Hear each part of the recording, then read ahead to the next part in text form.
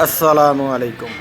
काफ़ी दिनों तो बहुत शदीद गर्मी पैन रही सी, जिहदी वजह तो जानवर बेचारे भी बहुत हाँपदे सी ते पट्ठे भी चज नाल नहीं सी खांदे ते बड़ा बुरा हाल सी जानवरां दा भी। अलहमदुलिल्लाह बारिशां शुरू हो गई हैं ते जानवर भी बड़े खुश आ ते बड़े खुशी मनाउंदे आ ते पट्ठे भी रज के खाण डए आ। तो बारिश बड़ी वड्डी अल्लाह की नेमत है, इसकी वजह तो मौसम ठंडा हो गया। तो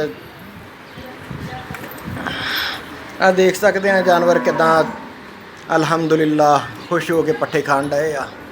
इस तरह दियां होर वीडियो देखने लिए तुसीं इदा करो, मेरा चैनल सबसक्राइब कर लो, नाल घंटी वाला बटन भी नप दिओ। जज़ाकुमुल्लाह खैर।